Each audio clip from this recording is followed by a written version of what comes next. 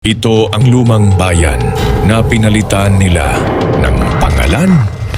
May isang lungsod sa Metro Manila na mahigit 6 na dekada na palang dala ang pangalan ng isa sa bantog nitong mamamayan. Ngunit bago pa ito tawagin sa pangalang iyon, ay may mas nauna itong pagkakakilanlan. Isang pangalang mahigit 300 taon lang naman nitong ginagamit. Hanggang sa tuluyan na lamang nila itong pinalitan. Ito ang misteryo ng bayan ng Pulo sa Bulacan. Isa ang pulo sa mga settlements na naging bayan. Una itong nagsimula sa ilalim ng higanteng lupain ng may kawayan. Pinaniniwalaang nagmula ang pangalang Pulo sa kalagayan ng topografiya ng lugar na ito na animoy isang literal na isla na napaliligiran ng mga ilog. Ang Pulo ang pangalawang bayan na humiwalay sa may kawayan. Kauna-unahan ang Bocaue na humiwalay noong 1606, habang ang Pulo naman ay taong 1623. Hindi lamang iyon, dahil mula naman sa Pulo ay isisilang ang dalawa pang mga bayan na kalaunay magiging mahalagang bahagi ng kasaysayan ng Bulacan at ng Metro Manila. At ito ay ang mga bayan ng Obando na itinatag noong 1754 at Novaliches noong 1855. Kay gandang malaman na ang lumang bayan pala ng Pulo na halos hindi na nababanggit ngayon ay ang siya palang pinagmulan ng dalawa pang mga pamayanan na iyan.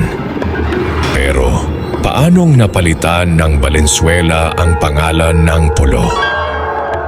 Nagsimula ang lahat noong panahon ni President Carlos P. Garcia nang magpetisyon ng bahagi ng lugar na ito na humiwalay sa Pulo.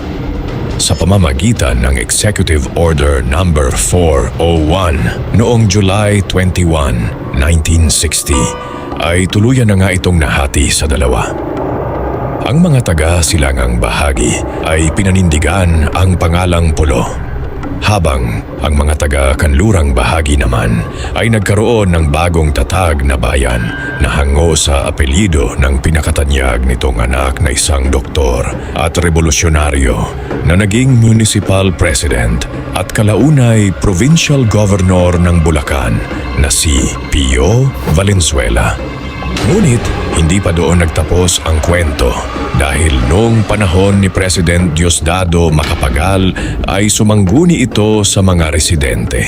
At kanyang napag-alaman na majority ng residente nito ay gustong mapagsama muli ang naghiwalay nilang bayan at dito'y mananaig ang bagong pangalan. Kung kaya, makalipas lamang ang 3 taon sa pamamagitan ng Executive Order No. 46, ang bayan ng Pulo ay tuluyang napasama sa bayan ng Valenzuela.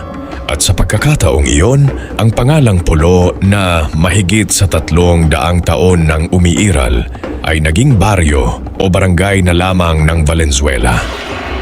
Subalit, isa na namang mahalagang kabanata sa kasaysayan nito ang susunod, sapagkat noong panahon ni President Marcos taong 1975, mula sa pagiging parte ng Bulacan, ang Valenzuela ay malilipat na sa jurisdiksyon ng bagong tatag na Metropolitan Manila.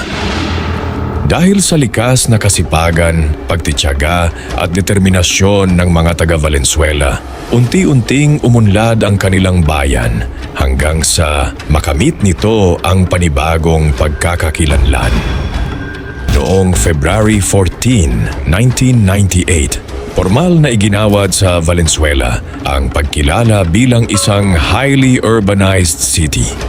Isang buhay na patunay na kahit orihinal silang bahagi ng Bulacan noon ay nagawa pa rin nitong makipagsabayan, malampasan ang mga hamon at maging mahalagang bahagi ngayon ng Kalakhang, Maynila. Sa kasalukuyan, ang pangalang Valenzuela City na ang kinikilala ng buong bansa.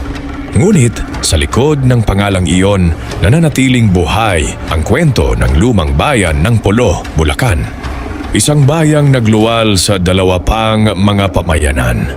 Isang bayang sumaksi sa mahigit 3 siglong kasaysayan at isang bayang naging pundasyon ng lungsod na kilala na natin ngayon. Maaring nabago na nga ang pangalan at kalagayan ng lugar na ito, pero hindi kailanman mabubura ang kanyang pinagmulan.